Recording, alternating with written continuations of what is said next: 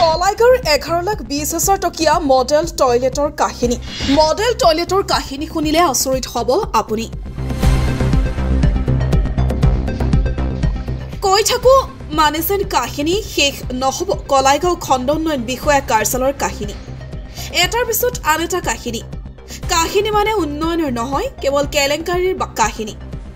নিতৌ ন কেলেংকাৰীৰ কাহিনীয়ে খণ্ড উন্নয়ন কাৰ্যালয়টিয়ে এতিয়া সৃষ্টি কৰিছে আন এক অভিলেখ কিদৰে এছাম বিষয়া কৰ্মচাৰীৰ ৰাইজৰ উন্নয়নৰ ধন ভুৱা দি তথাকথিত ধনী হোৱাৰ প্ৰতিযোগিতাত অৱতীৰ্ণ হৈছে পুনৰবাৰ দেখুৱাম আমি আপোনাক ফটোত এইটো হৈছে কলাইগাঁও উন্নয়ন খণ্ডৰ মাছৰচুবা ভিচিডিচিৰ অন্তৰ্গত বাগিচাচুবা গাঁৱৰ শিৱ মন্দিৰ প্ৰাংগণত নিৰ্মাণ কৰা এইটো মডেল টয়লেটৰ নমুনা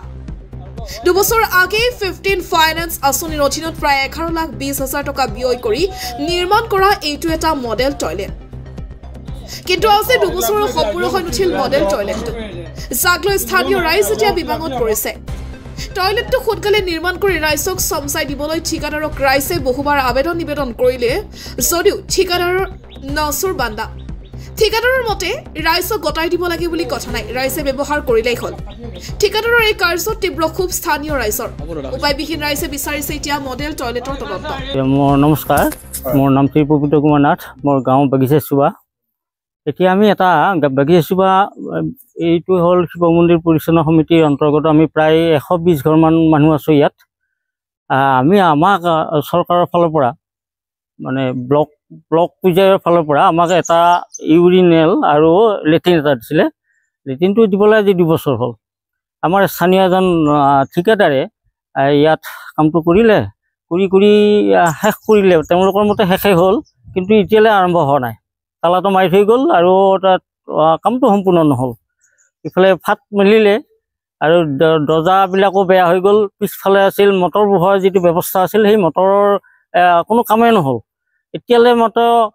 আজিলৈকে কোনো ইয়াত লেট্ৰিনটো ব্যৱহাৰ কৰিব পৰা উপযুক্ততা নাই নহ'লে আৰু তেওঁলোকে ইতিমধ্যে কি কৰিলে আমি নাজানো চৰকাৰক আমি এইটোৱে দাবী জনাম আপোনালোকৰ মাধ্যমেদি যে লেট্ৰিনটোৰ যিখিনি আমাৰ ব্যৱস্থা এই ব্যৱস্থা সম্পূৰ্ণ কৰি আমাক উপযোগী কৰি দিয়ক আৰু লগতে যি আমাৰ ঠিকাদাৰে এই ঠিকা কামটো লৈছিল তেওঁ যে আমাক ঠগিলে সাংঘাতিকভাৱে ঠগিলে আজি 2 বছৰ এটা লেট্ৰিনে সম্পূৰ্ণ হৈ নুঠিল তেওঁ উচিত ব্যৱস্থা আমি ৰাইজে বিচাৰিছোঁ কিমান টকা আছিল এইটো প্ৰায় 15 লাখ টকাৰ বুলি শুনিছোঁ ইয়াত ফলক নাই আৰু ইনোগ্ৰেশ্যন কৰিছিল বোলে আমি গমেই নাপাওঁ মোৰ একদম লগতে ঘৰ ইনোগ্ৰেশ্যন কৰা যিখন ফলক আছিল ফলকখনো ইতিমধ্যে আৰম্ভ নহওঁতে ফলকখনো উঠি গ'ল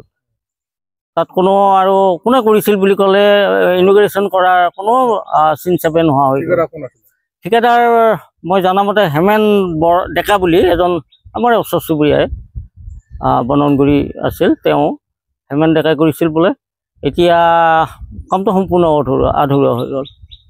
আপুনি কলাইগাঁৱৰ আশে-পাশে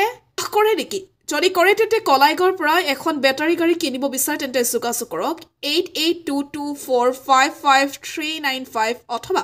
6002262063